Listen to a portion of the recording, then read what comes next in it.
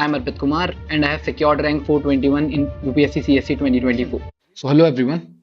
We are here with our next topic, which is how to manage courts question in GS4, right? In GS4 ethics. We all know that there are three questions. There are three questions which are coming from the court section, है ना? 10 markers each, so it is nearly 30 marks, which is 30 marks.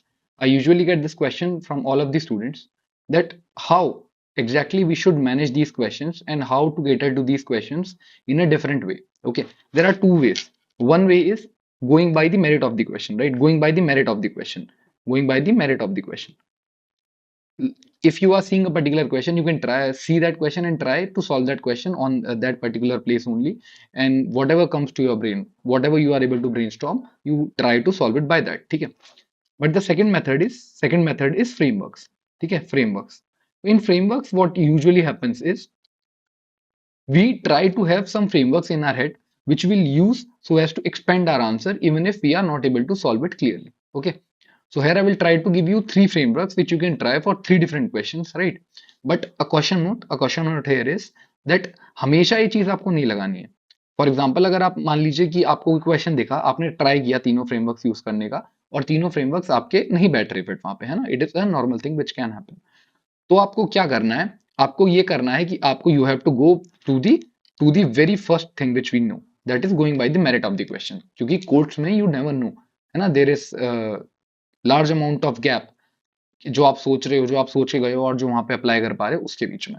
तो we have to keep this in our mind. ठीक है, framework. Having said that, let's start. ठीक है, पहला framework बहुत simple है, आप सबने सुना हुआ है इसके बारे में. ठीक, और इसको हम कई बार कोर्ट्स वाले क्वेश्चन में लगाना भूल जाते हैं, तो इसलिए मैंने यहाँ पे लिया है पेस्टल फ्रेमवर्क. ठीक है, एथिकल कोड बेस्ड आंसरिंग में पेस्टल हम सबको पता है क्या है. पेस्टल पता है, political, economical, social, technological, environmental, legal. ठीक, तो ये 6 चीजें हैं पेस्टल में. ये तो हम सबको पता ही है. ठीक है, ये हम सबको पता ही है 6 चीजें पेस्टल में. अब देखो इसको क्या करना है कि जो भी क्वेश्चन हमारा मान लो तो उसमें थोड़ा बहुत गवर्नेंस का जैसा कुछ है, ठीक है, पॉलिसी लिंक्ड कोई ऐसी बात है, तो वी कैन यूज इट. ठीक है, और जब भी कोई ऐसी बात हो रही है, मान लो मोरालिटी की बात हो रही है, रैशनैलिटी की बात हो रही है, जस्टिस की बात हो रही है, डिसीजन मेकिंग की बात हो रही है, तो हम इसको यूज कर सकते हैं. क्यों?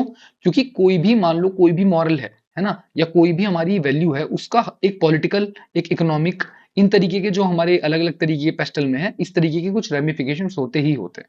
तो बस उनको हमें क्या करना है, सीधा सीधा we have to utilise that particular question. उस क्वेश्चन को समझना है.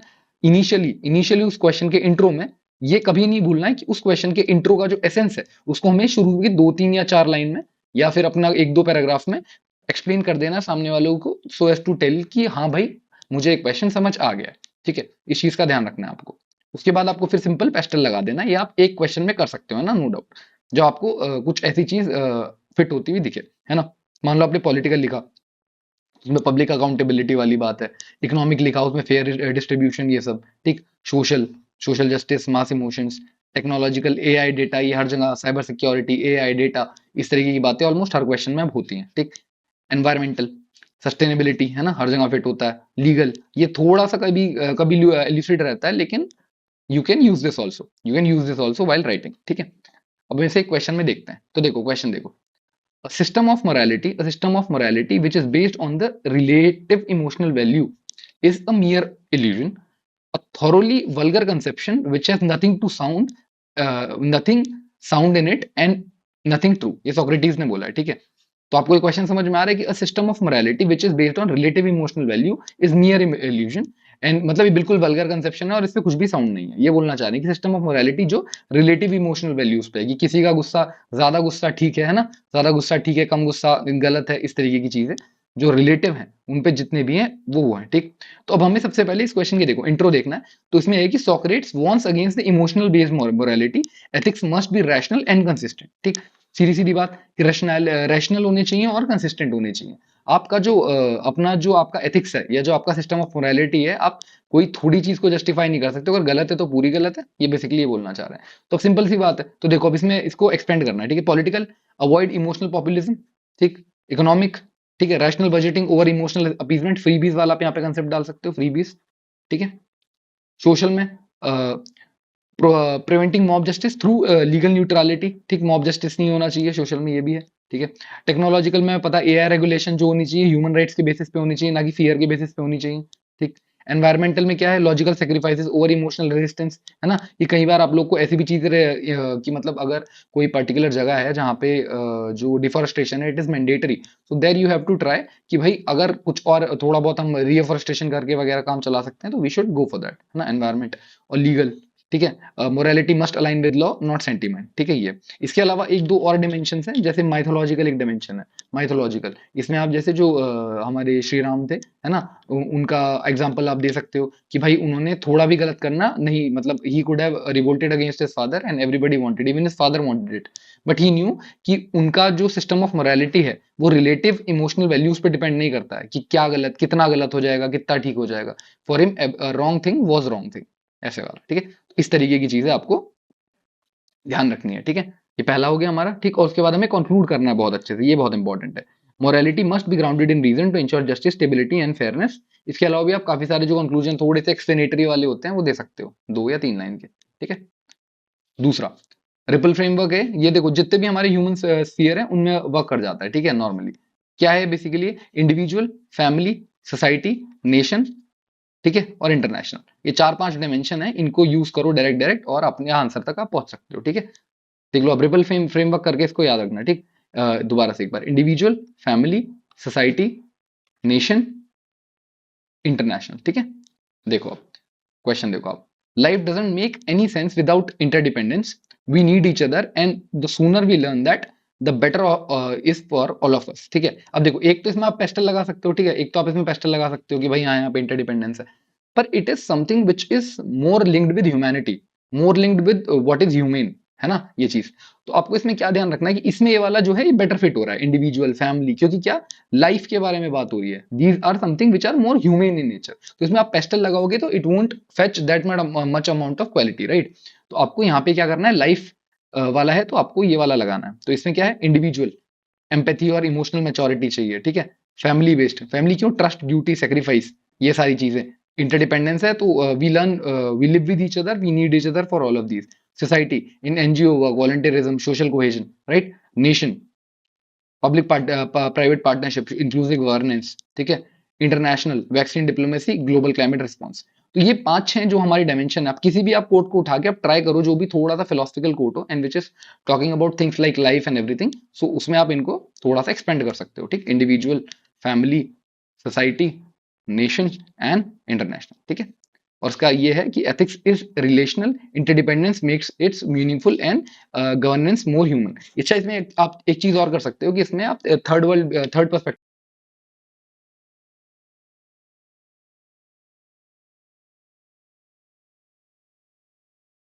इसमें जो हमारा, मान लीजिए आप इंटरनेशनल रिलेशन से इसको लिंक कर दीजिए, ठीक है। इंटरनेशनल रिलेशन से इसको लिंक कर दीजिए।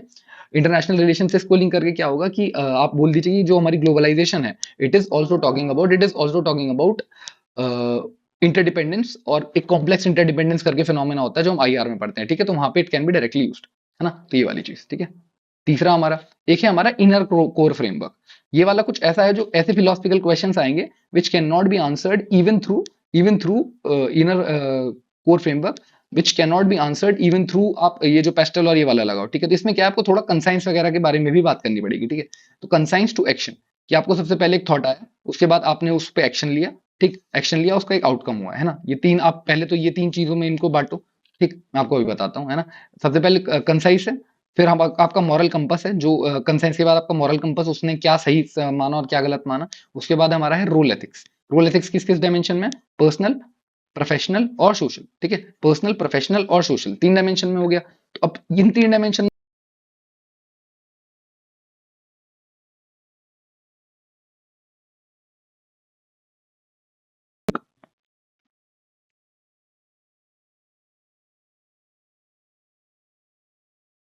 वॉइस इज क्लियर, हाँ।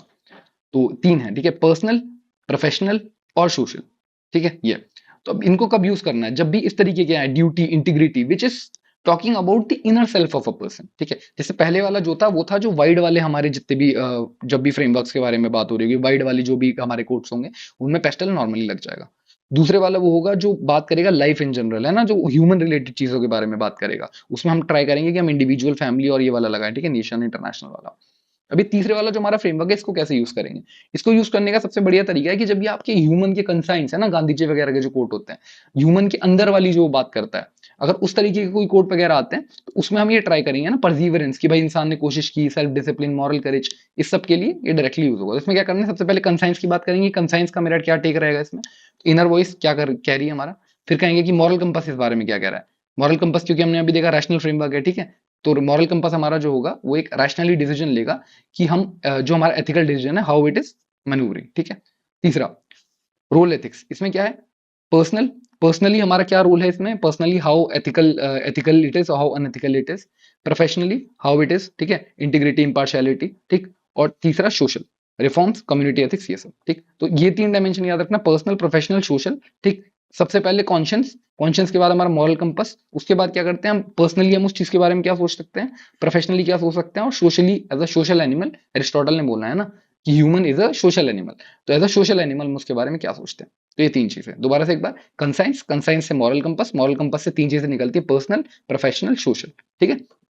तो इस तरीके से आपको ये देखना है। तो इसमें आप देख सकते हो, every work has gone to pass through hundreds of different difficulties before succeeding, those who preserve will see the light sooner और लेटर, ठीक है, स्वामी विवेकानंद ने बोला। तो the very main thought of this is, ठीक है, परसिवरेंस। ये एक बहुत इंपॉर्टेंट चीज है आपको जो सीखनी है इन वालों क्वेश्चंस में, कि आपको ये पता होना चाहिए, आप कोट को ना, एक पर्टिकुलर कोई वैल्यू होगी, हर कोट जो है वो किसी एक पर्टिकुलर वैल्यू की तरफ टिल्टेड होगा, आपको वैल्यू पहचाननी है और फिर उससे आप आंसर लिख सकते हो, ठीक है। ये है। तो परसीवरेंस हमारा मेन जो है इसमें वो है, परसीवरेंस को हमने डिफाइन किया, ठीक। उसके बाद कंसाइंस क्या कहता है कि एथिकल क्लैरिटी चाहिए हमको ड्यूरिंग स्ट्रगल, है ना, वी शुड नो कि what we are doing and why we are doing. जैसे हम एग्जांपल दे सकते हैं गांधी जी का, कि इस कंसाइंस नो दैट, इवन जो उनकी वो सिविल डिसोबीडियंस मूवमेंट के टाइम पे जो उनकी स्पीच है, तो ये बोलते हैं कि I know if this is something which is राजद्रोह, I will commit it again and again, है ना, इस तरीके की चीज। दूसरा, मॉरल कंपस, मॉरल कंपस में क्या है, rational resilience, clarity of purpose. Moral compass क्या है, आपने एक बार कंसेंस के थ्रू आप वो हो गए हो कि आप क्लियर हो एकदम। दूसरा है मॉरल कंपस, कि आपको रैशनल रेजिलियंस है क्या, आपको क्लैरिटी ऑफ पर्पस है या नहीं, ठीक है ये। तीसरा, personal, Gandhi ji fasting and discipline, है ना, आप पर्सनली उस बारे में क्या कर रहे हो, ठीक है। उसके बाद अब प्रोफेशनली उसको कैसे अपने अंदर अपना रहे हो, है ना, E Sreedharan, metro success and resistance. आपको 5 डायमेंशन अगर मिल गई, सीधी सीधी बात है, आपको सीधा उसके आगे एक एग्जांपल अटैच करना है and you are good to go, है ना। 5-6 पॉइंट ये आ गए। मैं एक चीज आपको और बताता हूँ अभी, ठीक है। और उसके बाद है social, Verghese Kurien work against opposition, ठीक है, Verghese Kurien work against opposition, ठीक है, ये सोशल वाला है। इन्होंने पूरा मिल्क रेवोल्यूशन वाले के यही थे, ठीक है, आपको पता ही होगा इसी, अमूल वाला जो पूरा रिवोल्यूशन है इन्हीं से रिलेटेड है, ठीक। और उसके बाद कंक्लूड करना है कि true perseverance reflects moral integrity across all life rules, है ना, मतलब ये तो बेसिक कंक्लूजन है, लेकिन आपको ध्यान रखना है। अब मैं आपको दो इंपॉर्टेंट चीजें बताऊंगा, ठीक है, दो इंपॉर्टेंट चीजें बताऊंगा, ऊपर वाली चीजें बताने से पहले आप उन पे बहुत ज्यादा ध्यान देना। एक, पहला तो वैल्यू मैपिंग, ठीक है, कोर्ट वाले क्वेश्चन में वैल्यू मैपिंग, ठीक है, सबसे इंपॉर्टेंट है ये। दूसरा, फ्रेमवर्क्स, ठीक है, फ्रेमवर्क्स, ये आपको पता होना चाहिए कि how frameworks we have to use. And तीसरा हमारा जो सबसे इंपॉर्टेंट है वो है एंटी आर्ग्यूमेंट, वो इन सारों के सारों में मिसिंग था, ठीक है, एंटी आर्ग्यूमेंट। एक का मैं आपको एंटी आर्ग्यूमेंट बना के दिखाता हूँ, ठीक है, और एक का फिर बाकी क्वेश्चंस का बनाने का ट्राई कीजिएगा, ठीक है। इस वाले का ही देख लेते हैं, लास्ट वाले का। Every work has to be pass through hundreds of difficulties before succeeding, those who persevere will see the light sooner और लेटर, ठीक है, ये है।